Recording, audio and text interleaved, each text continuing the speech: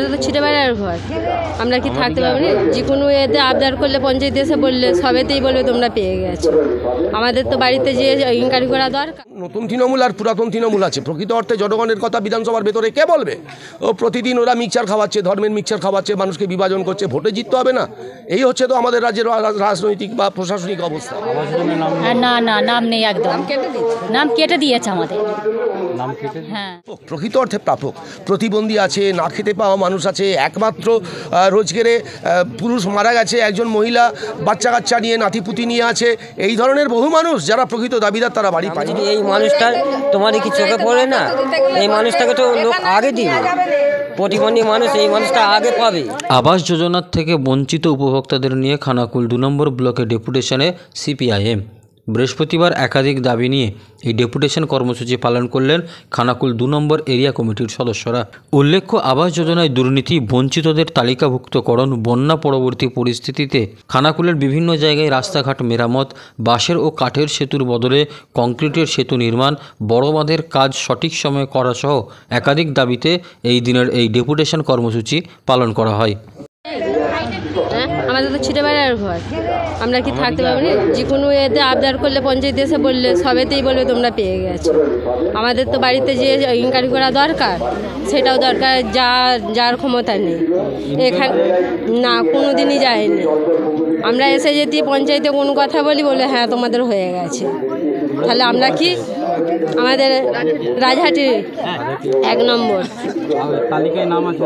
তালিকায় একবার বলেছিল নাম ছিল একদমই, এখন বলছে নাই। আমাদের ছিটেবেড়ার বাড়ি, আমাদের নেই তালিকায় কোনো উল্লেখই নেই। না না না, রামচন্দ্রপুর। আমার নাম অরুণা মালিক। হিসাবে এসেছি, গরিব মানুষ, আমাদেরকে তো থাকতে হবে, ওই জন্য আমরা আসছি। বাড়ি তারা আসছি, বাড়ি আমাদের গরিব, মানে একদম থাকতে পারছি না বাড়িতে। না না, নাম নেই, একদম নাম কেটে দিয়েছে আমাদের। হ্যাঁ, আগে ছিল না, আমরা দেখতেই যাই না আমাদের বাড়ি। আমার মাটির বাড়ি, আমাদের বাড়ি মস্তাকাপুর। মান্তু সাঁতরা। না, একদিকে টিন দিয়ে ঘিরে রেখেছি, আর একদিকে ধনচের বেড়া, আর একদিকে পায়খানা ঘরের দিয়াল আছে, সেখানে থাকি অ্যালভেস্টার চাপিয়ে। বানে তো সব চলে গেছে ধসে, অনেকবার তো দিয়ে গেছে জমা দিয়ে।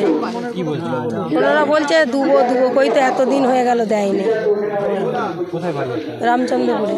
আমি আমার মা বাবা কেউ নেই, দাদা বৌদির কাছে থাকি, আমার ঘর বাড়ি কিছু নেই, বন্যাতে সব ধসে পড়ে গেছে।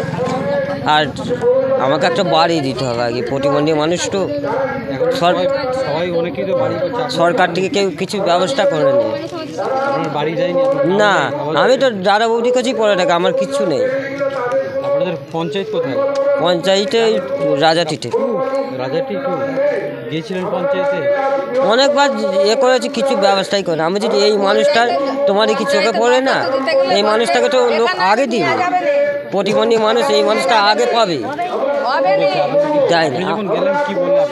বললেও হবে, পরে হবে, কিন্তু ওই যা হয়ে গেল, আর কোনো ব্যবস্থা নাই। কিন্তু এই মানুষটাটা আগে দিতে হবে না। ঘর কোথায় থাকছেন আপনি এখন? কোথায় থাকছেন? আমি দাদা বৌদির কাছে থাকি, ঘর বাড়ি কিচ্ছু নেই আমাদের। হ্যাঁ, আমার নাম সমর ধারা, বাড়ি রাজাটি, বলখেলার মাঠে। 2018 সালে প্রথম তালিকা তৈরি হয়েছিল। তৎকালীন সময়ে খানাকুলের সব পঞ্চায়েতে ক্ষমতায় ছিল তৃণমূল কংগ্রেস। তালিকা ঝাড়াই মারার করার কথা 2022-এ রাজ্য সরকারের সার্কুলার ছিল, সেখানে ঝাড়াই মারাই হয়েছিল। কেবল যারা তৎকালীন সময়ে সিপিআইএম করতো তাদের নাম দেখে বাদ দেওয়া হয়েছে। আমি এই ধরনের উদাহরণ আপনার হাতে দিতে পারি। তারপর সেটাকেই হচ্ছে প্রশাসনিক আধিকারিকদেরকে দিয়ে ফাইনালি সিল মারিয়েছে। অথচ যারা প্রাপক, প্রকৃত অর্থে প্রাপক, প্রতিবন্ধী আছে, না খেতে পাওয়া মানুষ আছে, একমাত্র রোজগারে পুরুষ মারা গেছে, একজন মহিলা বাচ্চা কাচ্চা নিয়ে নাতিপুতি নিয়ে আছে, এই ধরনের বহু মানুষ যারা প্রকৃত দাবিদার তারা বাড়ি পায়নি। এই দাবি আদায়ের জন্যই আমরা এসেছিলাম, এইটা নিয়েই আমাদের কথা হলো। সমাধান হবে বলে মনে হচ্ছে? সমাধান, আমরা যে রাজ্যে বাস করছি এই রাজ্যে গণতন্ত্র নেই, যে রাজ্যে বাস করছি রাজ্যের উন্নয়ন স্তব্ধ, যে রাজ্যে বাস করছি প্রকৃত মানুষের দাবি নিয়ে কথা বলার বিরোধী রাজনৈতিক কণ্ঠস্বর যারা বিধানসভার ভেতরে থেকে কথা তুলবে, আজকে তারা অনুপস্থিত। বলবেন বিধানসভায় বিরোধী রাজনৈতিক দলের তো প্রতিনিধি আছে যাদেরকে বিজেপি নামে চিনি। আমাদের রাজ্যের সম্পাদক বলেছে না, ওটা তো কি বলে পুরানো তৃণমূল, ওসব নতুন তৃণমূল আর পুরাতন তৃণমূল আছে। প্রকৃত অর্থে জনগণের কথা বিধানসভার ভেতরে কে বলবে? ও প্রতিদিন ওরা মিক্সচার খাওয়াচ্ছে, ধর্মের মিক্সচার খাওয়াচ্ছে, মানুষকে বিভাজন করছে, ভোটে জিততে হবে না। এই হচ্ছে তো আমাদের রাজ্যের রাজনৈতিক বা প্রশাসনিক অবস্থা। এই অবস্থায় দাঁড়িয়ে আমরা বামপন্থীরা, আমাদের জন্য রাস্তা খোলা আছে, সংবিধান অধিকার দিয়েছে, দাবি আদায়ের জন্য মানুষকে সংগঠিত করে চলো বাবা আধিকারিকের সঙ্গে কিছু কথা বলি, কি বলে আধিকারিক, এই কর্মসূচি আমাদের ছিল। বলছে বিধানসভা ভোটকে সামনে রেখে আপনারা এইসব ইস্যুতে কথা নেমেছেন। আরে 2011 সালে আমরা ক্ষমতা থেকে গেছি, আর আজকে তো 2000 কি আছে, আজকে 24 আছে, আর ক্ষমতায় এসেছিলাম আমরা 77 সালে, আর পার্টি আমাদের গড়ে উঠেছিল 1920 সালে। তাহলে বামপন্থীদের লড়াই, স্বাধীনতার লড়াই, কৃষকের লড়াই, তেভাগার লড়াই, ন্যায্য ফসলের দাবিতে লড়াই, সুস্থ সংস্কৃতি চাই বা সম্প্রীতি চাই, এই দাবিতে লড়াই, লড়তে লড়তে শহীদের তালিকা দীর্ঘ থেকে দীর্ঘতর হয়ে গেছে। এরা কারা? যারা আমরা আমাদের সম্পর্কে বলছে 26শে বিধানসভা বলে আমরা নাকি পথে নেমেছি, এরা কারা? আসলে একটা কংগ্রেস থেকে জন্ম হয়েছে, আর একটা হচ্ছে ওই বিজেপি তৃণমূলের ভেতর থেকে জন্ম হয়েছে। এরা ক্ষমতায় আছে, বড় বড় কথা বলছে। দেখছেন না বিজেপির ক্রেজটা কমে যাচ্ছে আস্তে আস্তে, মানুষ চলে যাচ্ছে, বলছে এরা ক্ষমতায় ফিরতে পারবে না। মানে বামপন্থীদের বাদ দিলে বাকি যে রাজনৈতিক দল, তারা যতদিন ক্ষমতায় থাকে ততদিন কথা বলে, আর আমরা ধারাবাহিক কথা বলি, যেটা মানুষের দাবি। সে ক্ষমতায় থাকি আর ক্ষমতায় না থাকি, বিধানসভায় থাকি আর না থাকি, আরে 26-এর ভোট সেই দিকে থাকি, আমাদের লড়াই হবে কেন? আমাদের লড়াই ধারাবাহিক চিরন্তন, তাই আছি তাই ছিল আমাদের কর্মসূচি।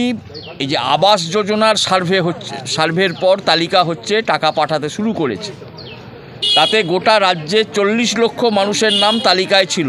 এই তালিকা কে তৈরি করেছে? এই তালিকা তৈরি করেছে পঞ্চায়েতে বসে, এবং সেই তালিকাতে অজস্র নাম আছে যাদের দোতলা পাকা বাড়ি আছে, পাথর বসানো বাড়ি আছে, আবার অনেক নাম নেই যারা প্রকৃত প্রাপক, যারা ঘর ভেঙে গেছে, ভেসে গেছে, কুঁড়ে ঘরে থাকে, মাথার উপর ছাদ নেই, ছিটে বেড়ার বাড়ি, তাদের নাম তালিকায় নেই। এবার সমীক্ষা যা হয়েছে, এই যারা সমীক্ষা করলো, পঞ্চায়েতে বসে তৈরি তালিকা সমীক্ষা করছে সরকারি দল। এই যে সরকারি দলের পক্ষ থেকে যারা সমীক্ষা করলো, তারা কি নিজের চোখে সমীক্ষা করেছে, না পঞ্চায়েতে যারা শাসন ক্ষমতায় আছে তাদের চোখে সমীক্ষা করেছে?